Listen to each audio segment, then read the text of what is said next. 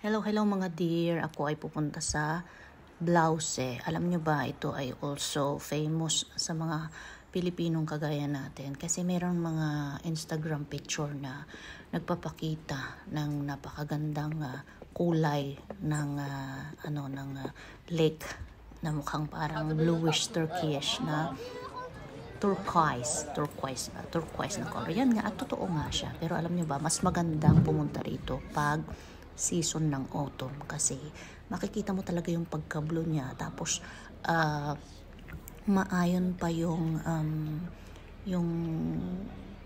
kulay ng mga dahon sa paligid. At syempre, tingnan niyo ng mga isda, buhay na buhay. Hindi ko alam kung pwedeng mamingwit kasi wala naman ako nakitang namimingwit.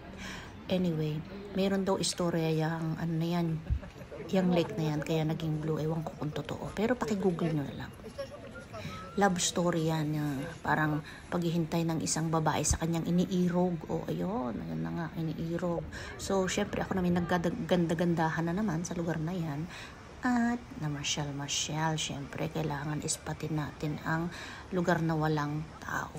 In reality, maraming tao po dyan, kaya lakad ako ng lakad kung saan para mahanap ko kung saan ako dapat pumwesto. At nakahanap din naman ako. May mga area na maganda ang pwesto. Kaya heto nga.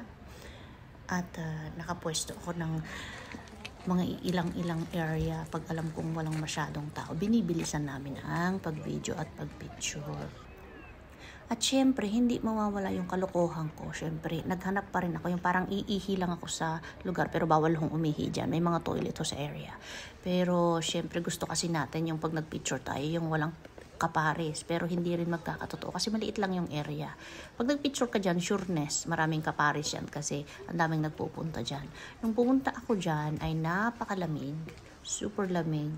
Pero syempre, tiis ganda ako, 'di ba? Tanggalin ang jacketan para magmukhang mukhang di masayang ang aking when life give me tangerine na attire, 'di ba? So ayan nga, at aking binaybay ang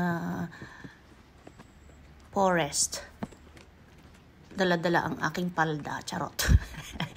So, wala naman ako masyadong masasabi maliban lang sa istorya nito. At may entrance fee to pagpasok mo. So, ibig sabihin famous siya. Kasi, pinoprotektahan nila at may bayad. So, pwedeng mag-picnic dyan sa area na yan. Pwedeng mag-chill-chill. Pero kung malayo ka, syempre makapag-chill-chill ka pa ba?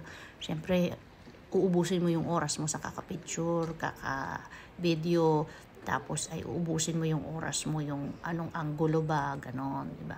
Kasi magbibiyahe ka pa ng malayo. So tingnan nyo naman ako, parang feeling-feelingang Donya, charot. Lahat ng nakikita nyo ay pag-aari ng Switzerland, hindi ko po pag-aari. So ayan. Ayan na nga ang babaeng naghihintay sa kanyang iniirog. Ayan, kita nyo yan. Paki-google nyo na lang po. Nahirapan kasi ako magkwento, i-google nyo na lang.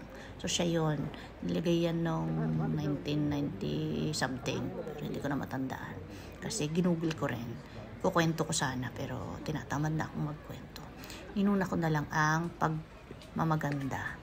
Hindi nyo naman siguro ikagagalit kung magmaganda lang muna ako at i-enjoy ang aking pasyal dito sa medyo bluish turquoise na lake. Napakaganda po talaga niya sa personal. Hindi siya makapture sa video at saka sa picture. Sobrang ganda niya. Pagpunta mo, maa-amaze ka. At masasabi mo na sana, pwede pa ako magtagal kaso ang layo ko kasi ng aking tinitirhan dito. So, pero ito na nga, ipapakita ko sa inyo ang isa sa pinakamagandang lake sa Switzerland. Ito ay ang Blause. Diba? O, syempre, kailangan merong pahirapan para makuha ang magandang picture, video, diba? Para yung kapitbahay mo, tsaka yung kaibigan mong inggitera, ay mainggit na naman. Sa susunod, nandyan na rin siya. Pag kaya niya, diba? Sa susunod, nandyan din siya. Charot lang. Kunwari lang yun Walang hanas-hanas. Be happy, ika nga nila. Tingnan niyo ako happy kasi alam kong nagbibilong ang aking damit sa kulay ng lake. O, diba? Ang ganda ng lake, ang linaw. Bluish siya. Parang, alam niyo yung nilalagay sa pendant ng kwintas. Ganyan siya. So, ang haba na ng daldal ko, uuwi na ako. Pero bago ako uuwi, syempre maglalakad-lakad, video-video muna sa mga kabundukan, no? 'Di ba? Ang ganda, para akong fairy tale.